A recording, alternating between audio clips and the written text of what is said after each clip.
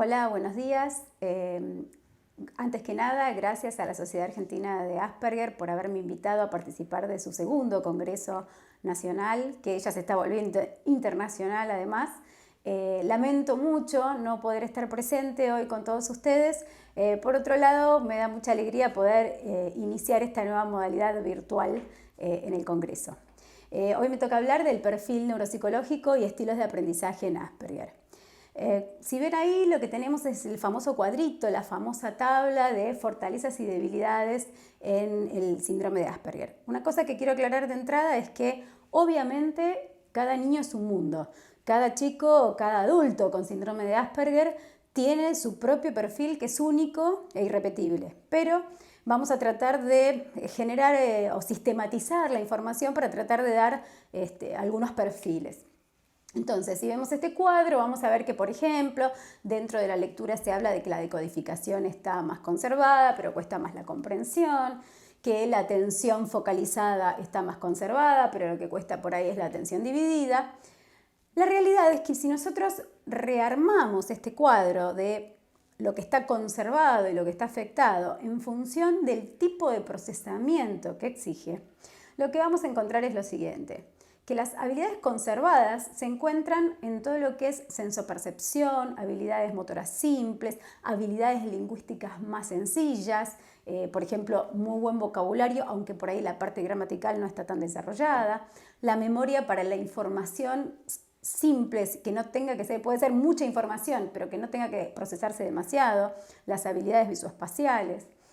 Entonces, estas habilidades intactas muestran la integridad de las habilidades de adquisición de información y procesamiento visoespacial, pero también reflejan habilidades simples dentro de los dominios del lenguaje, motricidad, memoria y funciones ejecutivas. Por otro lado, los déficits en todos los estudios se hallaron en las praxias, o sea, lo que es la coordinación, no la motricidad en sí, sino la coordinación motora, el uso de los objetos, los gestos simbólicos, el lenguaje de alto nivel de procesamiento, todo el plano semántico pragmático, el uso social del lenguaje, pero también la comprensión, el uso de la gramática compleja, ¿sí? En el día a día, cuando es el chico o el adulto el que elige hablar, por ahí no se ven dificultades del lenguaje en desde lo gramatical porque él elige lo que está diciendo, pero cuando tiene que comprender una consigna, donde además no hay un anclaje contextual, cuando tiene que comprender un texto literario, esa complejidad gramatical suele exceder su capacidad lingüística. La memoria, que implique la integración de información, la asociación de información, la formación de conceptos abstractos y las funciones ejecutivas. Realmente, muchas veces, si tomamos en cuenta otra patología como es el trastorno por déficit de atención con hiperactividad, que siempre se dice que es el paradigma de la disfunción ejecutiva, también siempre se plantea, bueno, puede haber disfunción ejecutiva, pero que no sea del TDAH, y el ejemplo que siempre pongo es el síndrome de Asperger. ¿Por qué? Porque suele ser un ejemplo claro donde las funciones ejecutivas no están funcionando de la manera eficiente de acuerdo a las capacidades y no necesariamente es un trastorno de atención, ¿sí? Entonces, en general, en el síndrome de Asperger vamos a tener afectación de las funciones ejecutivas por esto, porque la persona con Asperger no puede rendir en tiempo y forma de acuerdo a las demandas del ambiente. Suele ser menos eficiente que lo que sus capacidades podrían hacer pensar. Entonces, si vemos este perfil de funcionamiento en el cual siempre es el alto procesamiento lo que está afectado, esto sugiere que la dificultad o en todo caso la normalidad en ese neurodesarrollo abarcaría todas las conexiones especiales que el cerebro usa para tratar información de alto nivel de procesamiento y que usa para integrar información de alto nivel y muy rápidamente. Ahora, a la hora de pensar entonces en el estilo de procesamiento, en el estilo de aprendizaje de una persona con Asperger, tenemos que tener en cuenta, por un lado, todos los dominios que no tengan que ver con la función ejecutiva que puedan llegar a estar afectados. ¿Qué pasa con la inteligencia? La inteligencia en el síndrome de Asperger, en principio, debería estar dentro del rango normal. No necesariamente, y esto hay que tenerlo en cuenta, no todos los chicos van a tener una inteligencia. Hay algunos que sí realmente tienen una inteligencia por encima de la media, pero esto no es lo más frecuente. Lo más frecuente sí es que el cociente intelectual sea normal. algunos pueden tenerlo más bajo también, pero lo que sí es bastante frecuente es que ese cociente intelectual esté en el normal bajo, en el normal o en el normal alto, no sea homogéneo, ¿sí? Entonces, por eso nunca hay que quedarse, particularmente en el Asperger, con ese numerito, con ese cociente, porque muy probablemente ese rendimiento no sea homogéneo. Y lo que hay que mirar, y esto también depende mucho del instrumento con el cual se esté midiendo ese nivel intelectual, es ver cuáles son los índices o cuáles son las habilidades que se están midiendo dentro de esa prueba, porque lo más probable es que veamos que haya variabilidad entre los índices que lo componen y a su vez en un mismo índice, por ejemplo en un índice de comprensión verbal, no va a ser lo mismo cómo funcione ese individuo en razonamiento, que en general el razonamiento va a estar conservado, normal, que en vocabulario, cuando por ahí definiendo palabras está por encima de la media, que en una prueba, por ejemplo, de comprensión de situaciones de la vida cotidiana, que exija toma de perspectivas y teoría de la mente, donde por ahí su rendimiento va a ser más bajo. Hay que pensar qué pasa con el perfil atencional. La principal variable atencional en el Asperger tiene que ver con la motivación intrínseca. No hay un problema específico de atención focalizada, de hecho es típico que pueda sobrefocalizar en algunos aspectos, pero no puede focalizar en otras cuestiones que por ahí son mucho más útiles para lo que es la demanda ambiental. Y lo que es muy característico en el síndrome de Asperger es hay muy bajo umbral para la atención interna y muy alto umbral para lo que es la atención externa, lo que es la atención al ambiente. Eso puede generar que la persona esté muy sobrefocalizada en sus ideas y por eso de pronto empieza a pensar en la historieta que vio, en la película que vio y tiene mucha más dificultad para ser captado por algún estímulo externo. Y esto es algo que ya les digo, no se mide normalmente en los instrumentos, pero hay que tenerlo muy en cuenta cuando estoy tratando de ver cuál es el estilo de aprendizaje de alguien con Asperger. ¿Por qué? Porque la atención es la puerta de entrada para todos los aprendizajes. Una persona puede no tener ninguna dificultad para aprender, pero si no presta la debida atención a eso, probablemente se restrinja el rendimiento de aquello que debería haber aprendido. ¿Qué pasa con la memoria? ¿Sí? En el perfil de la memoria típica del Asperger lo que vamos a encontrar es una excelente, incluso por encima de la media, capacidad para el almacenamiento de datos, para el almacenamiento de lo que es información cruda, dura, específica, pero con dificultades para lo que tenga que ver con la síntesis de esa información, la asociación. A ver, es adaptativo en la mayoría de nosotros que no recordar todo. ¿Por qué? Porque simplemente vamos relevando aquellos aspectos que nos parecen más adaptativamente útiles. ¿Por qué? Porque el ambiente nos muestra que eso tiene más sentido. Y como lo que falla justamente intrínsecamente en el Asperger es esta capacidad de ver qué es lo que el ambiente requiere, qué es lo que el refuerzo social. O sea, en el síndrome de Asperger igual no tanto como más en el autismo, no se es tan sensible al refuerzo social.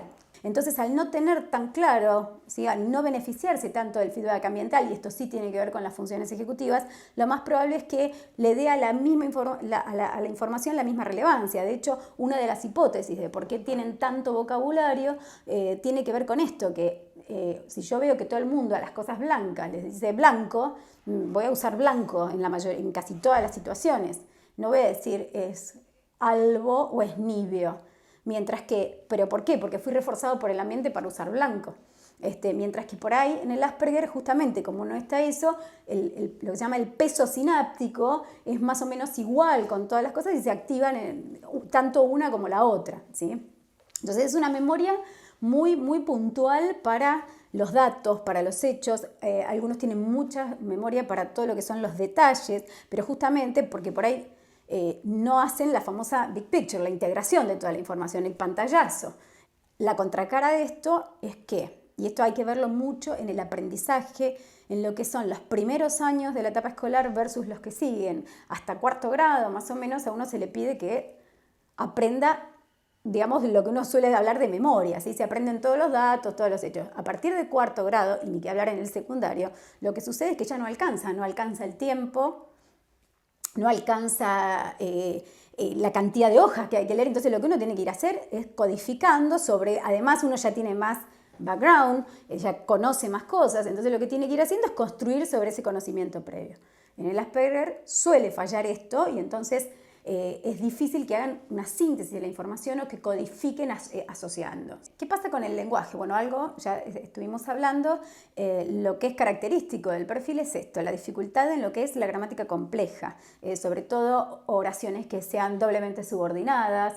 Muchas veces cuando uno piensa, bueno, las dificultades en la toma de perspectivas, en ponerse en el lugar del otro, pero también hay que pensar que es difícil procesar que fulano le dijo a Mengano que tal cosa, cuando gramaticalmente esa oración ya es demasiado compleja.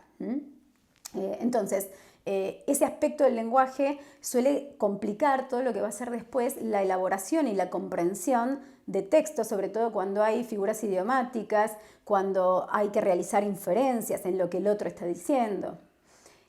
Y por supuesto todo lo que es el plano pragmático del lenguaje, ¿sí? El uso social, la toma de turnos, el momento en el que hay que contestar. Muchas veces esta dificultad pragmática en el contexto del aula hace que el chico tenga conductas desadaptativas simplemente porque no se puede ajustar a los tiempos o al ritmo de lo que se está pidiendo. Entonces el chico conoce la respuesta, sabe, quiere participar, lo que pasa es que lo hace en un momento que es inadecuado. ¿Qué pasa con el aspecto práctico? En general, a veces hay dificultades ya específicas de motricidad, pero en la característica general hay más dificultades en lo que es la coordinación motora compleja, tanto en la motricidad gruesa como en la motricidad fina. Y aún así, no siempre van en paralelo. Vamos a ver individuos Asperger que tienen más dificultades en la motricidad gruesa, para la realización de los deportes, para la coordinación en ese aspecto, y sin embargo hacen dibujos espectaculares con una coordinación motora fina divina. Y al revés, otros que en la motricidad gruesa están bastante bien y cuestan mucho los aspectos, por ejemplo, grafomotores y de autovalimiento, en lo que es el vestido, vestirse, en la higiene personal, en comer. ¿Por qué? Porque obviamente esa capacidad práctica va a derivar, por ejemplo, en todo lo que tiene que ver con la organización del cuaderno o la carpeta, ¿sí? A la hora de lo que es la escuela y todo el tema de la grafía. ¿Qué pasa con el perfil ejecutivo? Les decía hace un rato que el síndrome de Asperger es el ejemplo del síndrome disejecutivo, síndrome disejecutivo diferente del típico del trastorno por déficit de atención con hiperactividad.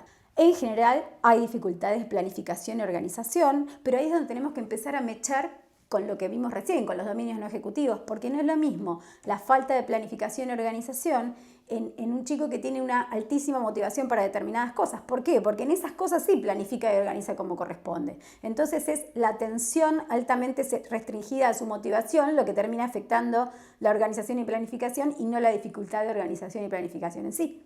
Mientras que hay otros donde al revés, uno ve que realmente les cuesta organizar todo tipo de material, sea lingüístico, sea manipulativo, sea académico o incluso organizar sus propias figuritas que les encantan. Entonces ahí sí la dificultad sería más primaria ejecutiva. Un punto fundamental en el Asperger es el tema de la flexibilidad. De hecho, algunos fundamentalistas de la disfunción ejecutiva en el Asperger dicen lo único que falla es la flexibilidad y eso explica las dificultades de organización, de planificación, de razonamiento. Es una visión un poco reduccionista, pero sin embargo tiene su razón de ser, porque muchas veces es esa inflexibilidad la que frena la posibilidad de generar una mejor toma de decisiones, un mejor plan de acción, una mejor selección de estrategia o cambiar de una estrategia por otra teniendo en cuenta haciendo el automonitoreo de los resultados. Esa flexibilidad puede afectar también aparte, estar afectada también la transferencia conceptual. Muchas veces son muy buenos con una idea, un razonamiento, pero les cuesta mucho transferir esa información a otro contexto, a otra situación, dentro de lo académico, a otra materia, por ejemplo. Esto es un aspecto que hay que trabajar mucho en la planificación de los tratamientos. Memoria de trabajo. La memoria de trabajo, en cuanto a la capacidad de la memoria de trabajo, suele estar absolutamente conservada, no tienen ningún problema de lo que es la capacidad de la memoria de trabajo en sí misma. En el Asperger lo que suele suceder es que la memoria de trabajo, que desde su capacidad está intacta, es poco eficiente, o sea, es una dificultad en la eficiencia en la memoria de trabajo. La memoria de trabajo, recordemos, es ese momento, ese espacio mental en el que uno está trabajando, recibe información de afuera, chequea con lo que ya sabe, esto es nuevo, esto no, esto sirve, esto no sirve, y esto lo asocio con esto o no lo asocio con esto. Entonces ahí está el punto de si la atención permite hacer esa selección de esto va a ser útil o no, si la cuestión lingüística le hace ver que esa información es relevante o merece ser jerarquizada, si la cuestión social le demuestra y el feedback ambiental le demuestran que esa información es relevante o no. Entonces hay muchos aspectos dentro de todo el perfil cognitivo que pueden hacer que la eficiencia de la memoria de trabajo no sea la adecuada. Pero la característica es que en ciertas situaciones sí es eficiente y en ciertas otras no, que dependerán justamente del perfil propio del individuo. En general, el razonamiento está conservado, o sea, es adecuado la capacidad de razonamiento, lo que pasa que a veces está restringida, por ejemplo, por la inflexibilidad o por la dificultad en la transferencia conceptual. Además de que tener en cuenta que siempre la función ejecutiva se debe expresar a través de algún dominio, entonces no es lo mismo si yo se lo estoy pidiendo que lo exprese verbalmente que lo exprese gráficamente. Y ahí dependerá entonces del rendimiento práctico o del rendimiento lingüístico que tenga ese individuo. La fluencia, ¿sí? No hay unas dificultades de fluencia en sí misma, a veces es justamente la inflexibilidad y la falta de búsqueda de respuestas novedosas lo que hace que la fluencia, que es la capacidad de respuestas novedosas en un tiempo determinado, también esté disminuida. Muchas veces lo que uno ve es que si la fluencia implica por ejemplo, fluencia semántica, que implica conocimiento adquirido, por ahí el rendimiento puede estar incluso por encima de la media. Si uno le pide que diga animales en un minuto y por ahí puede decir una cantidad enorme, pero cuando se implica una búsqueda activa, por ejemplo, palabras que empiecen con F, lo que sería una fluencia fonológica, que eso no está preparado de antemano, sino que exige que flexibilice rápidamente y vaya seleccionando nuevas respuestas, ahí sí puede haber más dificultades. En general, en lo que es uso de estrategias, les cuesta mucho utilizar variedad de estrategias. A veces sí tienen alguna estrategia que saben que funciona, pero lo que sucede es que les cuesta, o sea, es como que tratan de transferir esa estrategia para todo y cuesta justamente flexibilizar,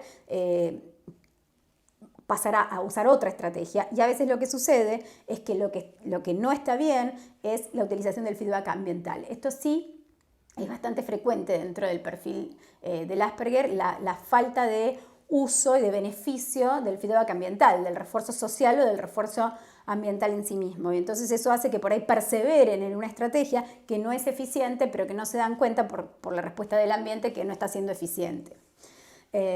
Y otro punto a tener en cuenta es la percepción y el manejo del tiempo, que también suelen estar afectados también con un perfil individual en general en los individuos con Asperger. Cuesta mucho que perciban el tiempo y el manejo del tiempo y sobre todo en lo que es la priorización del tiempo. Entonces, si hay algo que realmente les interesa y llama su atención, pueden estar un tiempo, digamos, el tiempo es muy propio de ellos y de lo que están pensando en ese momento. Lo cual por ahí es muy beneficioso para sus propias ideas, pero no termina siendo ajustado la mayoría de las veces a las demandas del ambiente y esto se ve sobre todo en las situaciones escolares. ¿Por qué? Porque incluso en una situación uno a uno, en una terapia o en la situación doméstica cuando está con los padres, el ambiente también puede ajustarse a los tiempos de él, pero en la situación grupal académica suele suceder que justamente no pueden ir al tiempo, al ritmo, ¿sí? Porque las cosas no solamente llevan un tiempo, sino que llevan un ritmo adecuado. Hay mucha dificultad en eso, en mantener el ritmo de la tarea. Por último, con el automonitoreo, ¿qué es lo que sucede? En general, les cuesta mucho volver sobre sus pasos y revisar su producción. Esto es bastante generalizado, digamos. Monitorean por ahí en el momento, pero sobre la idea que tienen. Entonces les cuesta mucho más corregir errores, les cuesta mucho más revisar lo que ya han producido. Entonces la verdad es que tampoco se benefician mucho del automonitoreo y es un aspecto a trabajar siempre cuando uno hace un plan de tratamiento. Porque además, si uno trabaja el automonitoreo, le está dando la posibilidad de corregir un error que tal vez se produjo por no haber usado una buena estrategia o por no haber estado del todo atento. Una cosa que no está puesta ahí, pero que engloba todo lo que es el trabajo en funciones ejecutivas, es apelar siempre a la metacognición. Esto es que el chico o el adulto tenga idea de por qué es beneficioso trabajar lo que está trabajando. Digamos, esto es la frutilla de la torta de lo que es el trabajo, el tratamiento y sobre todo en lo que es función ejecutiva. Y hay que trabajarlo desde el primer momento. ¿Por qué? Porque si el chico registra por qué esa estrategia es beneficiosa, por qué monitorear los resultados es bueno, uno va a lograr más adherencia al tratamiento y hay muchas más chances de generalización de esa conducta aprendida a situaciones naturales o a otros ámbitos. Otros factores a tener en cuenta en el perfil neuropsicológico es todo lo que no hace a los dominios cognitivos más clásicos, sino qué pasa con la conducta. No es lo mismo si esa inflexibilidad se da solamente a nivel cognitivo, al no encontrar un plan B para resolver una estrategia, una tarea, que si esa inflexibilidad está afectando la conducta y hace que, por ejemplo, no pueda permanecer en clase las horas que corresponden. ¿Qué pasa obviamente con sus habilidades sociales? Ya sabemos que es intrínseca la dificultad social, pero no es lo mismo dentro del espectro del Asperger, no es lo mismo aquel que realmente no le interesa sociabilizar, porque hay quienes realmente no tienen mucho interés social. Hay otros que tienen muchísimo interés y lo que no tienen es asertividad social, o sea, tienen un enorme interés, pero no tienen las herramientas y hay otros que tienen interés, que tienen las herramientas, pero les cuesta usarlas en la situación natural. Aprendieron todo lo que les enseñó el taller, lo pueden hacer, pero después, en el momento, no las pueden desplegar eficientemente. Esto a veces está ligado a los otros aspectos, por ejemplo, al manejo del ritmo, al manejo del tiempo. Entonces, en una situación muy estructurada pueden desplegar sus habilidades sociales, pero en una situación natural donde hay un grupo, y esto es mucho más claro a partir de la adolescencia, donde todos los intercambios se están dando muy rápidamente y muy simultáneamente, no pueden terminar de desplegar esas herramientas, o las herramientas que con mucho esfuerzo fueron aprendiendo empiezan a quedar obsoletas y hay que hacer todo un reaprendizaje. Después de muchos años de aprender que hay que llegar y hay que saludar a los demás, en la adolescencia ya no está tan bien visto llegar a decir hola a uno por uno y por ahí es más un ¿qué tal? Y ya está. Entonces, es muy dinámico el cambio que hay que hacer en las habilidades sociales. Y hay otros también dentro de ese espectro social del Asperger que tienen demasiada empatía. Justamente hace poco estaba leyendo trabajos donde hay todo un grupo, donde se ve al contrario una excesiva empatía, y ahí por ahí lo que más cuesta es la falta de filtro, ¿no? De a quién le cuento qué y de qué manera. Aspectos emocionales, ¿sí? No es lo mismo si esa persona con Asperger tiene ansiedad que si no la tiene, si tiene rituales que si no los tiene. Hay que tener en cuenta que hay muchos aspectos emocionales que se van dando y sobre todo a nivel de a la entrada de la adolescencia. Ahí los factores hormonales también entran a jugar su papel y entonces ansiedad, depresión, el desarrollo de trastorno obsesivo compulsivo, en algún pequeño porcentaje patología psiquiátrica más compleja, como puede ser esquizofrenia, pueden empezar a jugar un papel importante, pero esto también hay que tenerlo en cuenta dentro del perfil neuropsicológico. Y también todo lo que son las habilidades de autovalimiento. Finalmente, cuánto es el nivel de independencia que está teniendo ese niño, ese adulto con Asperger. Todo lo que hace a los aspectos de higiene, uso de comida, vestimenta, uso del dinero, viajar, todo lo que tiene que ver con el autovalimiento personal, el autovalimiento doméstico y el autovalimiento en la comunidad. Esto también hace al rendimiento global de esa persona, y les diría que a largo plazo hasta es lo más importante que hay que tener en cuenta, pero también hay que chequear qué impacto están teniendo sus EI, sus praxias, porque no es lo mismo si es dispráxico para lo que va a ser el autovalimiento personal que si la dificultad es en el manejo de los números para lo que va a ser el uso del dinero finalmente, o si la dificultad es la atención para lo que tiene que ver con tener una responsabilidad doméstica. Además, dentro del perfil hay que considerar la posibilidad de que dentro de los estilos de aprendizaje hay que considerar la posibilidad de que haya un trastorno específico del aprendizaje, que aparte del Asperger haya una dislexia, que aparte haya una disortografía o que haya una discalculia. Algunos consideran también dentro de los trastornos específicos del aprendizaje la disgrafía, la dificultad en lo que es la grafía, en los aspectos grafomotores de la letra, que esto suele ser realmente muy, muy frecuente dentro del Asperger. Y también dentro del perfil neuropsicológico hay que contemplar la posibilidad de comorbilidades, porque no es lo mismo si se es Asperger con además un TDAH, un trastorno por déficit de atención con hiperactividad, si se es un Asperger que además tiene un trastorno obsesivo compulsivo, si es un Asperger un poco ansioso o es un Asperger que además tiene un trastorno de ansiedad generalizada, con lo que esto implica. Una cosa es ser un poco de determinada característica y otra cosa es tener un trastorno con toda la evolución y el pronóstico que eso tiene. Entonces, si pensamos ese perfil neuropsicológico, aparece un rendimiento académico más propio de lo que es el síndrome de Asperger. Un estilo, ¿sí?, de rendimiento académico. Como les decía recién, la grafía es uno de los aspectos más afectados. El control motor, la pobre utilización del feedback visual, de la retroalimentación. Muchas veces uno ve que escriben y la mirada no sigue permanentemente lo que están escribiendo, porque ahí en el camino por ahí se les ocurrió otra cosa y siguen escribiendo en vez de frenar. En general también, y esto tiene que ver también a veces con todo lo que es la postura es mucho más, la estabilidad postural es menor, suelen estar o más tirados sobre el banco o les cuesta sostener esa postura erguida durante todo el tiempo que tienen que escribir. Hay menor eficiencia en la secuenciación y la automatización de los grafemas, ¿sí?, de esas porciones que tienen que ir escribiendo, y esto hace que muchas veces ni siquiera ellos puedan entender lo que están escribiendo, ¿sí?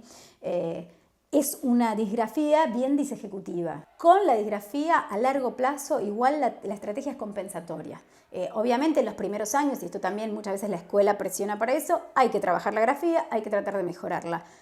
Ahora, a largo plazo y en cuanto se pueda, usar estrategias compensatorias, que hoy por hoy con un celular se pueden grabar clases, que pueda resolver por oral, que pueda resolver por unir con flechas, que pueda entregar los trabajos escribiendo en una PC, digamos. La disgrafía no tiene por qué afectar el aprendizaje y sobre todo en los primeros años no debe afectar. Si la escuela hace demasiado hincapié en esto, el chico tiene todos sus recursos cognitivos puestos en que la letra le salga bien y deja de aprender cosas que pueden ser relevantes. Y otra cosa, una tercera pata que hay que ver específicamente en el Asperger es el tema de si la letra se transforma en un interés restringido. Hay algunos que van a ver que se obsesionan porque la letra tenga determinado rulito o determinado puntito y eso termina haciendo que la letra que sea ineficiente el tiempo en el que están escribiendo. Les cuesta a su vez jerarquizar la información, explicar, y ahí tiene que ver con la falla en la teoría de la mente. Si yo ya lo sé esto, les cuesta entender que tienen que explicar todas las variables para que el otro se dé cuenta que sí lo saben, y esto es bastante común. Tenían toda la información y la prueba es así de escueta, y sin embargo lo sabían todo. Lo que pasa es que, justamente, si ellos ya lo saben, se supone que el otro sabe que yo lo sé, y ahí es la falla en la teoría de la mente. Les cuesta, obviamente, la organización de la secuencia y el manejo de los tiempos, ¿sí? ¿Qué va primero, qué va durante, qué va después, qué pasó antes, qué pasó después? A veces lo que sucede es que pierden, en esa falta de jerarquía hay una profusión enorme de detalles y falta justamente el dato que era el relevante o el dato que se estaba pidiendo. Y eso hace que en general sus producciones escritas no reflejen realmente sus conocimientos. Y esto es algo que hay que tener muy, muy en cuenta a la hora de supervisar lo que está pasando a nivel escolar, porque si no, su rendimiento académico va a ser mucho menor a lo que es realmente el aprendizaje adquirido. A nivel de cálculo, en general vamos a ver un buen manejo. Acá también hay un grupo dentro del Asperger que les cuesta mucho todo lo que es numérico, incluso pueden tener discalculia, pero en general el manejo de los números es mucho mejor en todo lo que es la operacionalidad, la lectura de los números, la escritura de los números, operar con los números, pero les cuesta mucho lo que es la resolución de situaciones problemáticas, abstraer esa información y sobre todo lo que es la transcodificación de información verbal en información numérica. Muchas veces lo que cuesta es transcodificar la información lingüística en la información numérica y en la operación que deben llevar a cabo para resolver ese problema. Con respecto a la lectura, en general, y siempre que no haya un problema específico, lo que vamos a ver es una muy buena decodificación, ¿sí? Que por ahí no se da exactamente en los primeros años, pero después en general siempre se logra, ¿sí? La decodificación, grafemas, fonemas impecable, incluso la fluencia suele ser buena. A veces la fluencia está afectada no por una falta de velocidad lectora, pero sí por la prosodia. La alteración de la prosodia puede afectar la lectura en el sentido de darle sentido o el uso de los signos de puntuación, y a veces puede volverse un poco mecánica en la lectura en voz alta. Pero lo que sí es bastante característico es la dificultad en la comprensión de los textos, pero no todos los textos, porque muchas veces en los textos técnicos no tienen dificultades, en los textos breves tampoco. La dificultad la comprensión va a ser mayor cuanto más gramaticalmente exigente sea ese texto, por ejemplo, oraciones muy largas, muy subordinadas, la aparición de figuras idiomáticas, si hay metáforas, si hay anáforas, hipérboles, o sea, todas las figuras esas los van a desconcertar, todo lo que sea el doble sentido también les va a costar interpretarlo, y siempre que además se les pida la realización de inferencias. Esto, justamente por la dificultad en la toma de perspectivas, muchas veces también va a hacer que su rendimiento sea menor. Entonces, por ejemplo, les va a ir mucho mejor en una materia como geografía o en una materia como historia, y literatura, sobre todo en los años ya más altos, en la secundaria, va a ser más dificultosa justamente cuanto más vuelo literario tengan los textos.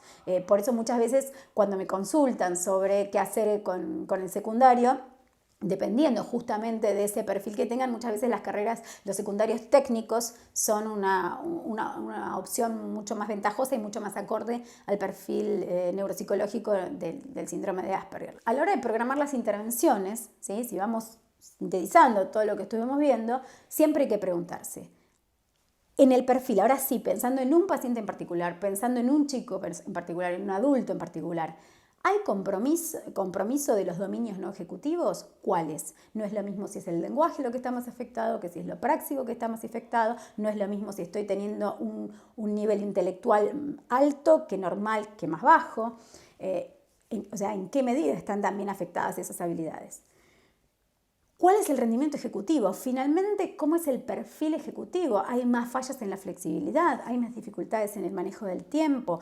Todo lo que es función ejecutiva tiene dificultades. Hay factores adaptativos agregados. ¿Qué pasa con lo socioemocional? Ese chico además tiene comorbilidades, porque no es lo mismo si tiene un trastorno obsesivo compulsivo que si no lo tiene.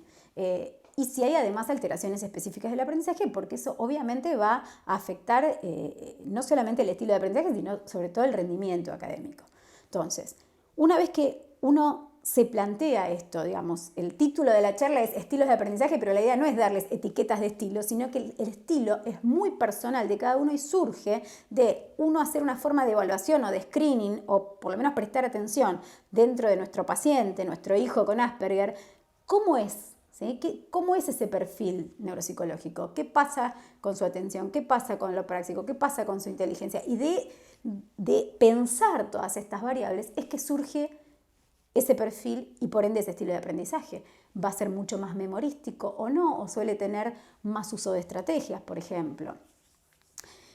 Y eso, finalmente, ese perfil, ese estilo de aprendizaje, ¿cómo afecta al rendimiento académico? O sea, ¿realmente es funcional o no? Hay chicos que con un perfil, incluso que podríamos decir muy particular, ¿sí? Hasta bizarro, y sin embargo su rendimiento académico es impecable. Y hay otros que con un perfil mucho más funcional, por 1, 2, 3 cosas, por ejemplo, por un altísimo nivel de inflexibilidad, eso afecta severamente su rendimiento académico. O por la disgrafía, su rendimiento académico.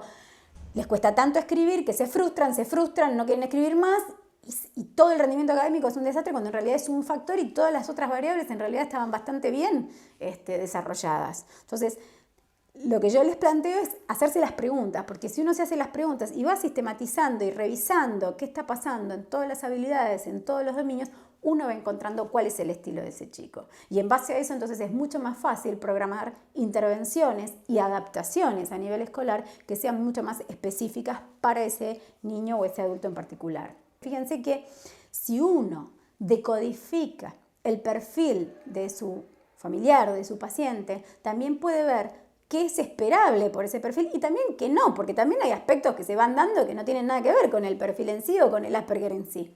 Entonces, ¿qué es lo esperable, qué no? Y en base a eso poder hacer una terapia mucho más específica y sobre todo teniendo en cuenta dar una mejor calidad de vida, tanto a nivel escolar como a nivel familiar, como a nivel personal, para, como siempre decimos en neuropsicología, formar una persona a sus 25 años lo más independiente y feliz posible. Con esto cierro la charla. Una vez más, muchas gracias por haberme invitado, muchas gracias a los que están presentes por haber venido, espero que todos lo estén pasando muy bien y hasta la próxima.